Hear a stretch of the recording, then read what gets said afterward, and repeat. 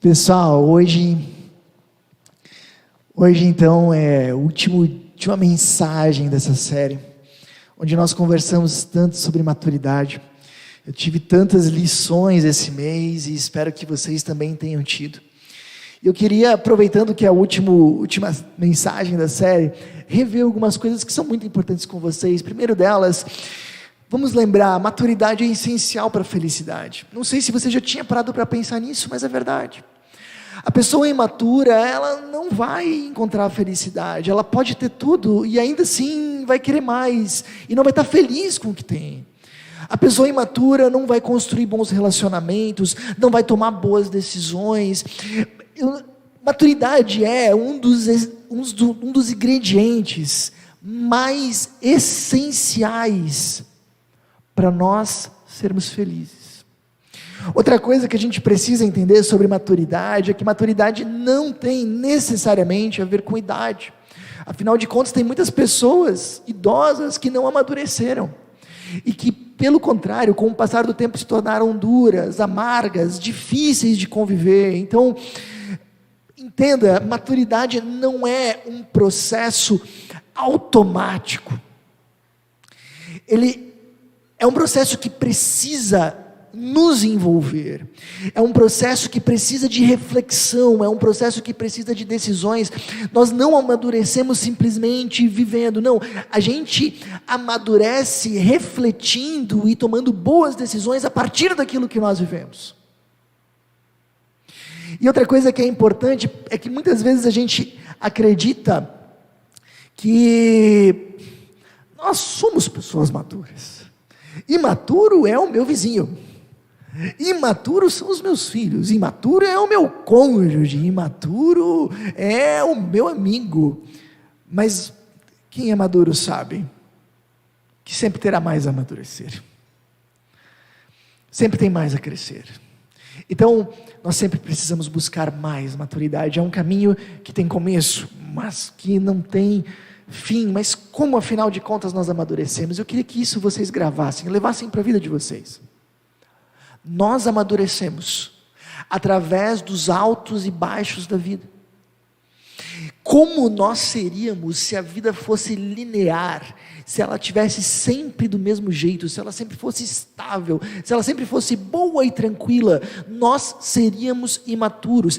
É justamente os altos e baixos da vida, os dias bons e os dias ruins, os dias de luta e os dias de glória, é justamente esse movimento de sobe e desce que nos amadurece. Por quê? É porque é nos momentos mais difíceis da vida que nós aprendemos as maiores lições da nossa vida. Qual foi o momento da sua vida que você mais cresceu? Qual foi o momento da sua vida que você mais amadureceu? Possivelmente foram épocas difíceis. É ali que a gente aprende a alinhar prioridades. É nos momentos difíceis que a gente aprende a aprofundar a nossa fé, a solidificar o nosso caráter. E aliás, esses foram os 3 pontos das 3 mensagens anteriores. E eu diria assim, se você por acaso perdeu uma dessas 3 mensagens, não deixa de dar uma olhadinha lá no YouTube, nas gravações delas. Vale muito a pena você conferir cada uma delas, e se alguma te chamou atenção, até valeria a pena reassistir. Mas agora não é só aprender as lições nos momentos difíceis. Na verdade, pessoal, deixa eu dar uma má notícia para vocês. O maior desafio está aqui, nos momentos altos, nos momentos bons. Aqui está o nosso maior desafio. Não adianta nada nós termos as maiores lições da vida, e quando tudo se ajeita, quando tudo fica bom, nós deixamos de lado essas lições. Não adianta nada nós organizarmos as prioridades, e quando as coisas dão certo, a gente volta a viver da velha forma. Não adianta nada nós aprofundarmos a nossa vida com Deus, e quando as coisas se tornam boas, nós deixamos isso de lado. E integrar essas coisas nos nossos momentos bons, fazer com que elas se tornem parte da nossa vida, é um desafio muito maior do que você imagina. Olha só, Luiz Felipe Pondé, que é um dos maiores filósofos do Brasil hoje, ele diz o seguinte: o eterno retorno do mesmo faz com que a gente volte sempre ao mesmo lugar. Para você entender, nós temos uma séria tendência a voltarmos para os nossos velhos hábitos. Guarda isso. A nossa grande tendência humana é, quando as crises passam, nós voltarmos a viver da mesma forma do que nós vivíamos antes delas. E isso se chama na filosofia a lei do eterno retorno. Nós somos às vezes que nem uma varinha, a gente dobra ela, e o que você faz quando você solta a varinha? Ela volta para o mesmo lugar. E o Pondé, ele fala, olha só, a humanidade já passou por coisas muito piores do que essa pandemia, e saiu da situação, e saiu bem parecida com o que ela era antes. Não é um novo normal, ele e o mundo voltou ao velho normal. E ele argumenta a partir da pandemia, eu não sei se você teve essa experiência, eu tive. A gente estava na pandemia e pensava assim, eu ouvi pessoas falando, agora nós vamos aprender, agora a gente vai aprender a desacelerar, agora a gente vai ver a importância de descansar, agora a gente vai aprender a importância de aproveitar a nossa família em casa, agora a gente vai sair diferente dessa pandemia, nós vamos sair muito melhores do que nós éramos. Ótimo, agora a gente já está há alguns meses com a pandemia muito mais tranquilo. Você acha mesmo, olhando para a maneira como as pessoas vivem, que elas realmente mudaram muito essa forma de viver? O que mudou é que agora, quando a gente marca uma reunião, a gente pergunta, é online ou presencial? Isso mudou. Mas o nosso jeito de ser e de viver, a gente acabou voltando. E isso é o que vale para a nossa vida. A gente nas crises tem as maiores lições da vida, mas se nós não cuidarmos muito bem, mas muito bem, quando as crises passam, nós perdemos essas lições, que nos custaram tão caro. E esse é possivelmente uma das coisas que mais sabota o nosso processo de crescimento e amadurecimento. Não é não aprender nos dias difíceis, mas é não integrar essas lições na nossa vida nos momentos bons. E aí vem a pergunta, e é uma pergunta importantíssima: como fazer com que as lições dos dias difíceis passem a fazer parte da nossa vida mesmo? Como a gente pode integrar essas lições no nosso jeito de viver? Para isso, eu quero contar uma história bíblica para vocês, importante, que aconteceu nessa região do mapa, ali naquela localidade entre a África e a Ásia. Para você ter uma ideia aqui um pouquinho mais aumentada, essa história aconteceu no ano de 1280 a.C., onde o povo de Israel vivia escravo no Egito. E você pode ver aqui que é uma região muito árida, mas o Egito, graças ao rio Nilo, era uma área muito fértil. Mas eles trabalhavam no Egito como escravos, de uma forma extremamente opressiva e desumana. Até que um grande líder é usado por Deus para libertar esse povo. Esse povo se chamava Israel. O Antigo Testamento conta a história desse povo. É o povo que depois, séculos mais tarde, Jesus vai nascer. E aí eles são libertos ali do Egito, eles atravessam, desculpa o pessoal da câmera, eles atravessam em alguma região aqui do Mar Vermelho, o Mar Vermelho é aqui, eles atravessam aqui em alguma região, e caminham até a cadeia de montanhas do Sinai, que ficava ali embaixo. Lá eles recebem os 10 mandamentos, e depois de receberem os 10 mandamentos, eles sobem e vão lá em cima, tem mais um montinho verde, que se chama Canaã, e você já percebe que também era uma terra muito fértil, muito próspera e muito boa nesse contexto. Mas olha só, quando esse povo chega lá em Canaã, que é chamada de terra prometida, porque Deus tinha prometido essa terra para eles, eles olham para essa terra e dizem, a terra é boa, mas tem muita gente aqui muito forte, a gente vai morrer, esse Deus nos libertou do Egito, para a gente morrer aqui nas portas de Canaã, e esse Deus não nos ama de verdade. E aí, e esse é um ponto bem importante, Deus diz, esse pessoal ainda não está pronto para Canaã, esse pessoal ainda não está pronto para esses anos de fartura, eles precisam voltar. E aí eles são obrigados por Deus a voltar para o deserto, e caminhar nesse deserto por 40 anos. 40 anos. E durante esses 40 anos no deserto, eles tiveram grandes lições. Depois de 40 anos, Eles retornam de novo à beira de Canaã. E aí Moisés faz um grande discurso para preparar eles para os anos de fartura que teria logo à frente. Esse discurso é o livro da Bíblia de Deuteronômio. E eu sugiro, olha, se você quer dar uma lida essa semana em Deuteronômio, é uma palestra de Moisés sobre o que essas pessoas tinham aprendido no deserto, nos momentos ruins, e que eles não poderiam esquecer nos momentos bons. É justamente 40 anos depois do deserto, o que eles tinham aprendido no deserto e não poderiam esquecer na terra prometida. E um capítulo muito especial é o capítulo 8. No capítulo 8, versículos 1 a 9, Moisés reflete com eles o que eles aprenderam no deserto, que é o que nós aprendemos nas crises também. Moisés falou assim, sabe o que nós aprendemos nesses 40 anos andando no deserto? Nós aprendemos a ter um coração humilde e grato. Nós aprendemos que nós não podemos todas as coisas, que nós não temos tudo, que nós não conseguimos tudo, que existe uma série de coisas que estão além do nosso alcance, e nós aprendemos no deserto a ver cada coisinha que nós ganhávamos como presente de Deus. Afinal de contas, o deserto não nos provia nada. Nós aprendemos a ter um coração humilde, que enxerga o seu valor de uma forma realista, de uma forma que não é super inflada, e um coração grato, que percebe cada coisa como um presente de Deus. E essa é uma lição que a gente tem às vezes nos dias difíceis. A gente aprende a ter humildade, a gente aprende que nem tudo depende de nós, a gente aprende que nós não somos tão bons assim como nós achávamos que nós éramos. Nós aprendemos a ver tudo como presente de Deus. Dos desertos, de acordo com Moisés, Deuteronômio 8, 1 a 9, nós aprendemos a nos aproximar de Deus. É isso, um coração humilde e grato, ele nos aproxima de Deus. Ele faz com que a gente reconheça que nem tudo depende de nós, mas Deus está com a gente. E a gente começa a buscar Ele mais. E a gente começa a se aproximar, a colocar Ele num grau de prioridade maior na nossa vida. E isso também acaba construindo em nós confiança. E Moisés fala, olha só quantas vezes nós confiamos em Deus, e Deus agiu na nossa vida, e a gente também, nos momentos difíceis a gente se aproxima de Deus, a gente se apega mais, a gente ora mais, não é verdade?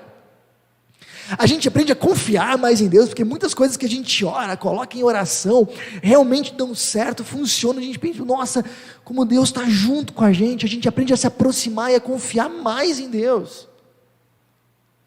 Nos desertos da vida, de acordo com Moisés, a gente também aprende a obedecer mais. Afinal de contas, a gente começa a confiar mais em Deus, a andar mais com Ele, e a gente começa a perceber que os mandamentos, que os princípios de vida que Ele tem para nós, são princípios bons, que nos guiam para uma vida boa de verdade, para uma vida plena, são princípios que nos ajudam a construir a vida de uma forma sólida.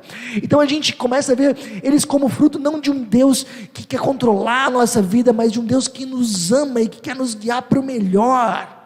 A gente começa a ter um coração mais obediente. E aí Moisés termina e diz assim, olha só, e a gente aprendeu no deserto o que é viver sob a bênção de Deus.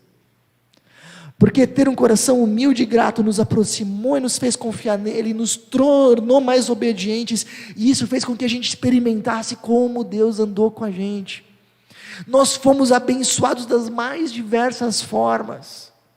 Nossas relações melhoraram, nossa vida melhorou, nossa vida financeira melhorou, nós experimentamos a bênção de Deus, e é isso que acontece. Quando a gente vive nos momentos difíceis da vida, a gente começa a ter um coração mais humilde, grato, se apega a Deus, aprende a confiar nele, obedece mais, e o que a gente experimenta? Como Deus nos abençoa, como Deus nos conduz, como Ele é bom. Mas aí no versículo 10, Moisés começa a explicar para eles o perigo que tinha no sucesso, na fartura, nos altos.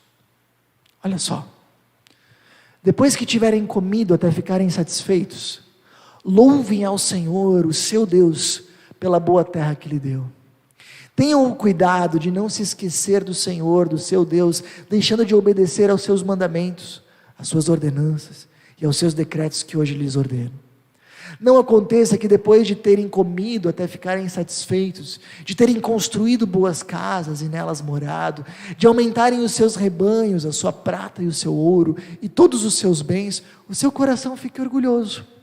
E vocês se esqueçam do Senhor, do seu Deus, que os tirou da terra do Egito, da terra da escravidão. Ele os conduziu pelo imenso e pavoroso deserto, por aquela terra seca e sem água, de serpentes e escorpiões venenosos. Ele tirou a água da rocha para vocês e os sustentou no deserto com maná, que os seus antepassados não conheciam, para humilhá-los e prová-los, a fim de que tudo fosse bem com vocês. Não digam, pois, em seu coração: a minha capacidade, a força das minhas mãos ajuntaram para mim toda essa riqueza, mas lembrem-se do Senhor, do seu Deus, pois é Ele que lhes dá a capacidade de produzir riqueza, confirmando a aliança que jurou aos seus antepassados, conforme hoje se vê. Mas se vocês se esquecerem do Senhor, do seu Deus, e seguirem outros deuses, prestando-lhes culto e curvando-se diante deles, asseguro-lhes hoje que vocês serão destruídos. Palestra de Moisés. Deixa eu ajudar vocês a entender esse texto. Olha só. Primeira coisa que ele está dizendo: os momentos bons têm o sério risco de gerar em nós um coração orgulhoso. Ele diz o seguinte: não digam, pois, em seu coração: a minha capacidade, a força das minhas mãos ajuntaram para mim toda essa riqueza, mas lembrem-se do Senhor, do seu Deus, pois é Ele que lhes dá a capacidade de produzir riqueza. Sabe qual é o risco? É nos momentos bons a gente dizer: olha só o que eu fiz, olha só da onde eu saí, o que eu conquistei. Olha só tudo o que eu realizei. Olha só toda a riqueza que eu construí. Sabe o que é isso? É um coração orgulhoso, um coração inflado. E aqui começam os problemas, porque lá no fundo, um coração que olha tanto para si, sem reconhecer que na verdade tudo o que nós somos e tudo o que nós temos é presente de Deus, aos poucos constrói em nós um sentimento de autonomia, que lá no fundo a gente pode não dizer isso com palavras, mas lá no fundo começa a sussurrar no nosso coração, dizendo assim: eu acho que eu não preciso tanto de Deus assim, eu consigo sozinho, eu dou conta sozinho. Esse coração orgulhoso, aos pouquinhos, ele faz com que a gente se distancie de Deus, em nome desse sentimento de autonomia: eu consigo. E entenda assim, esse distanciamento de Deus não significa que a gente simplesmente vai chegar um dia e vai dizer assim: não busco mais a Deus, não vou mais na igreja, para mim terminou. Não é isso. Esse distanciamento simplesmente significa que Deus vai começar a cair na nossa ordem de prioridade. Sabe, nos momentos difíceis a gente orava de verdade, buscava de forma fervorosa, orava com intensidade.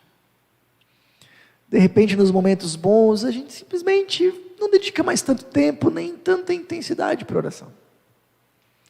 A gente lia a Bíblia nos momentos difíceis, querendo respostas, queria entender mais a vontade de Deus, querendo entender mais como a gente podia seguir Ele. A gente lia com fome a palavra. Daqui a pouco vem os momentos bons, e a gente aos pouquinhos, não vai dar tempo, a gente está muito cansado, eu vou fazer outra coisa. Bem, hoje lançaram uma série nova na Netflix, sabe? Nos momentos ruins, a gente não perdia um momento de nós estarmos adorando a Deus em comunidade. Aí de repente vem um momento bom e a gente, então hoje eu não posso, hoje eu tenho isso para fazer, hoje me convidaram para aquilo, não, mas semana que vem eu vou, daí na semana que vem, eu estou muito cansado, mas na outra semana eu vou, e quando vai ver a gente passou um mês sem vir, 3 semanas, não é que a gente simplesmente vai chegar e vai dizer: não busco mais a Deus, dificilmente isso acontece, mas simplesmente Ele cai na nossa ordem de prioridade, e a gente vai indo cada vez mais para trás. Cada vez mais. O passo seguinte se a gente está desconectado de Deus, se a nossa relação com Ele esfriou, aos pouquinhos a desobediência aos mandamentos, aos princípios dele começa a entrar. Olha só o que Moisés fala: tenham o cuidado de não se esquecer do Senhor, seu Deus, deixando de obedecer os seus mandamentos, as suas ordenanças e os seus decretos que hoje lhes ordeno. Olha só, logo depois que a gente esquece do Senhor, a gente começa aos pouquinhos, deixar de obedecer os mandamentos. Sabe, aquilo que a gente comentou a semana passada, princípios que nós temos muito claros na nossa vida. Por exemplo, eu não posso mentir, eu sei que mentir é errado, eu ensinei isso para os meus filhos, mas aos pouquinhos eu não estou em contato com esse Deus, e mentir pode em alguns momentos se tornar plausível, né? Afinal de contas, nesse caso, mentir se justifica. Nesse caso, Deus não vai se importar. A gente sabe que dinheiro que não é nosso, não é nosso, mas quando a gente começa a se distanciar de Deus e os princípios dele começam a não estar mais sempre no nosso horizonte, aos pouquinhos, não devolver um troco errado, afinal de contas essa pessoa tinha que estar mais atenta. Afinal de contas, o que os políticos fazem com o imposto é um absurdo. E aquilo que a gente sabe que não é certo começa a se tornar plausível, a gente começa a desobedecer. Em diversas áreas. Bom, e o final disso?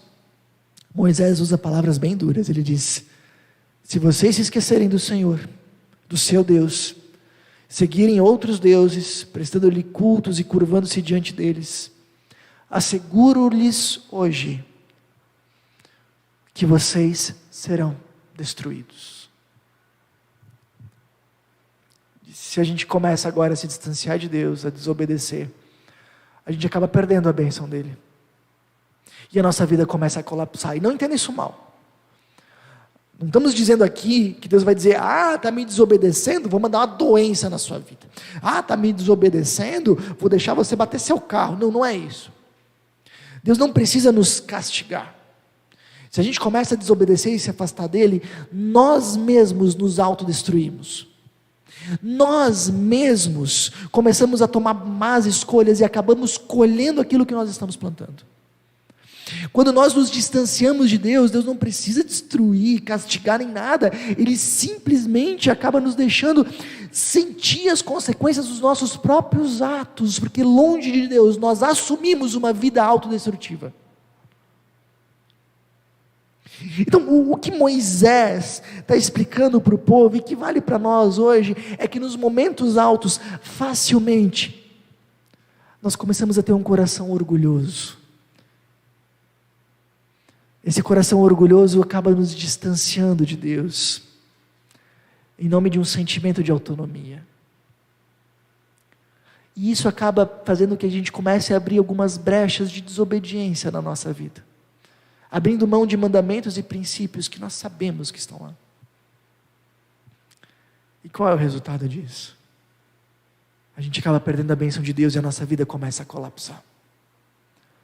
Os nossos joelhos, ao invés de se dobrarem para Deus, começam a se dobrar para o dinheiro, para o sucesso, para a opinião dos outros.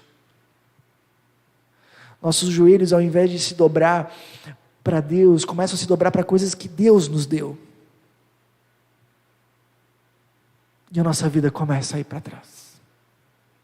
E aqui tem algumas coisas que eu acho que é muito importante de você para perceber. O desafio, portanto, que Moisés coloca que a Bíblia coloca, nos momentos altos, mantenha um coração humilde.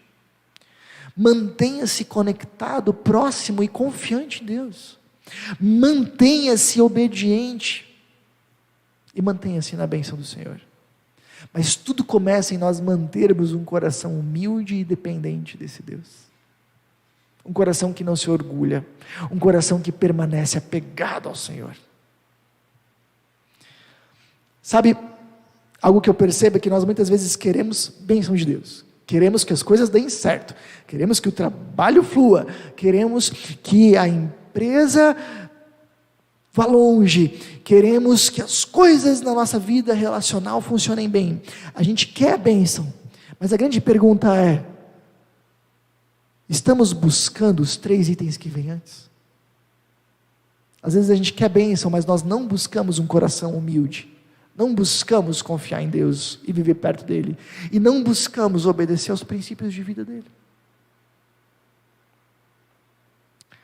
Sabe, para mim é muito simbólico, quando o pessoal chega na terra prometida, que é um símbolo ali de sucesso e de fartura, e Deus diz: vocês não estão preparados para a abundância e para a fartura, voltem para o deserto. Isso para mim é um grande sinal de que, de forma geral, Deus não nos costuma levar para um lugar que o nosso coração não esteja preparado. E isso não é juízo dele, isso é misericórdia dele. Uma coisa que às vezes as pessoas pedem: Deus, né, que o meu trabalho flua melhor, que a minha empresa estoure. A grande pergunta que eu acredito que Moisés faria, que a Bíblia faz, é: muito bem, que Deus faz. Se tudo dá certo, se você é atendido nos teus pedidos, se teus sonhos se realizam, como é que vai estar o teu coração? Ele não vai se perder nesse sucesso? Ele não vai se distanciar de mim na fartura? Deus não costuma nos levar para lugares que o nosso coração não esteja preparado. E às vezes quando tem pessoas que vêm para mim e dizem assim: Jorge, eu não sei o que acontece com o meu trabalho, ou com a minha empresa, eu estou fazendo tudo certo, eu estou seguindo cada passo, e as coisas não fluem, elas não dão certo. E uma das primeiras coisas que eu falo é: então, cuida do teu coração. Talvez Deus não esteja permitindo que as coisas deem tão certo, porque Ele está vendo algo. Cuida para o teu coração estar preparado para aquilo que você sonha. E entrega nas mãos de Deus. Bom, mantenha nos dias bons um coração humilde e grato, que está próximo do Senhor e que aprendeu a confiar nele, que obedece cada um dos seus mandamentos sem fazer exceções, e que também desfruta da bênção de Deus que caminha junto com a gente. Mantenha isso. Para encerrar isso aqui, tem mais uma coisa que eu preciso mostrar. Nesse gráfico a gente percebe que a grande questão é nós termos um coração humilde e grato, certo?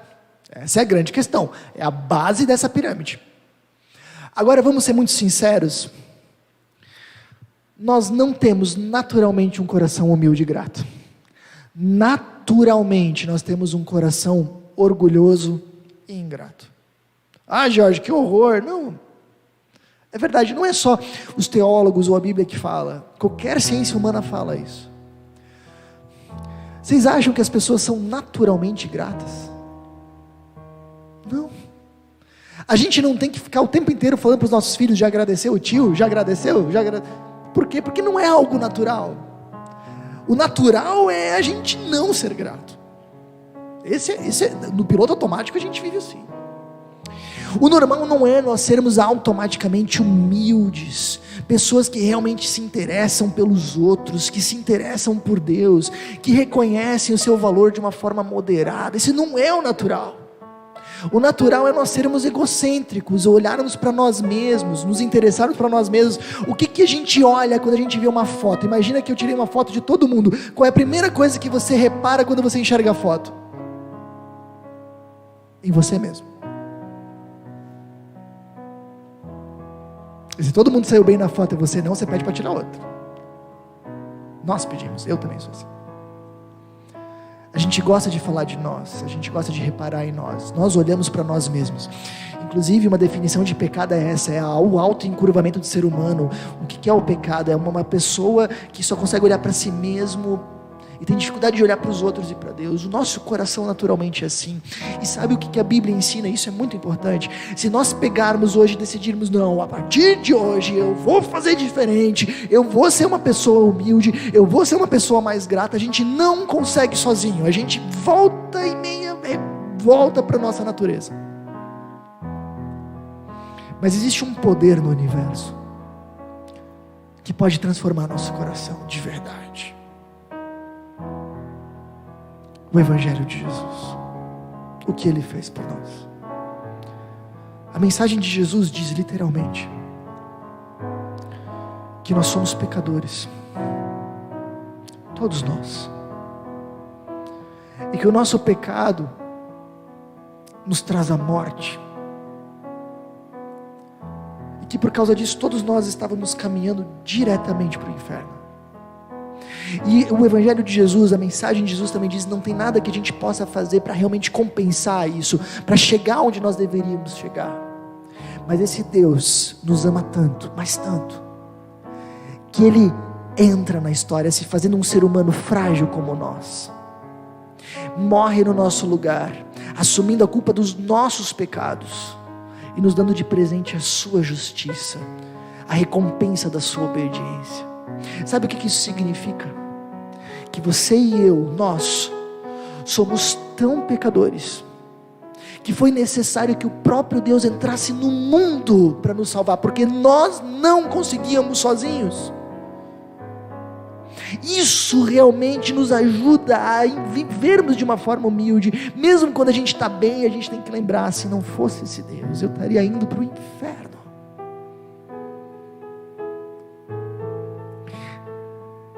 Isso muda a maneira como a gente se aproxima de Deus. Eu não me aproximo mais de Deus porque eu tenho um interesse, porque eu quero ganhar coisas em troca. Não, esse Deus me deu de presente o seu único filho. Não tem nada que Ele possa me dar de melhor do que isso.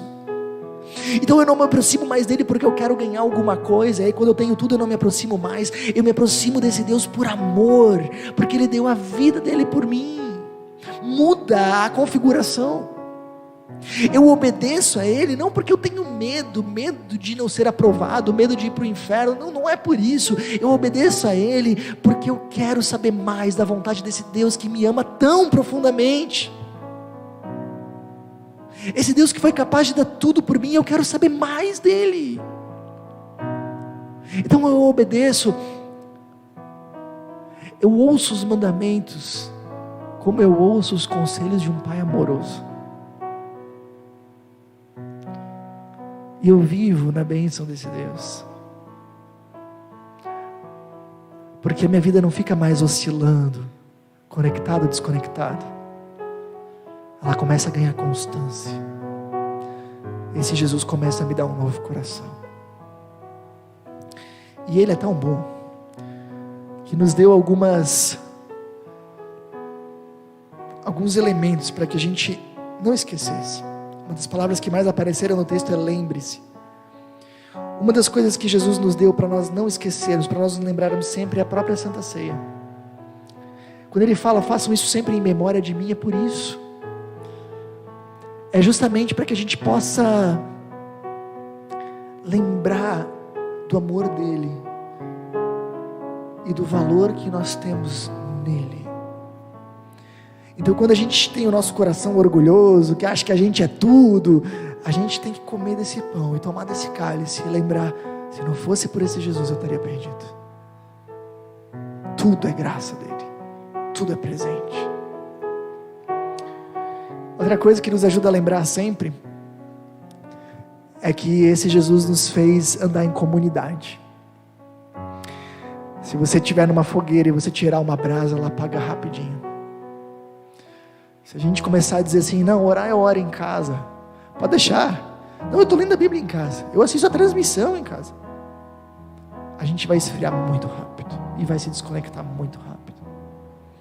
Mas é justamente nesse calor aqui, encontrando uns aos outros, animando uns aos outros, às vezes até cobrando uns dos outros, que a gente não esquece de quem nós somos. Bom, pessoal, queria que vocês avaliassem a vida de vocês diante de toda essa série de mensagens. Tenham mantido um coração humilde e dependente de Deus? Você tem mantido um coração humilde e dependente de Deus? Avalie também que prioridade eu tenho realmente dado a Jesus. Quando Jesus diz: buscai, pois, em primeiro lugar ao reino de Deus e todo o resto vai ser acrescentado, você está fazendo isso? Você pode dizer, a partir da maneira como você gerencia o seu tempo, os seus recursos, sua vida, que Deus está em primeiro lugar? Você deixa outras coisas para estar com Deus? Desmarca outros compromissos para estar comprometido com Ele? Ele está em primeiro lugar. Queria que você tomasse algumas decisões. Primeiro, busque a Deus de forma prioritária e regular. Eu acho que isso resume o que é ser maduro, pelo menos espiritualmente. A gente busca a Deus em primeiro lugar. Sempre. Sempre. Eu queria convidar vocês a decidirem recomeçar sempre que cair. De repente a gente chega agora nesse momento e diz: verdade, Senhor, eu tenho te deixado em segundo plano, eu tenho sido relapso, eu tenho tido um coração orgulhoso e desconectado. Hoje é a noite da gente recomeçar, da gente dizer: perdão, Deus, mas eu quero voltar. Se eu posso deixar um grande recado a partir dessa série de mensagens, nos altos e nos baixos da vida, não importa, esteja sempre apegado, confiante e dependente do Senhor.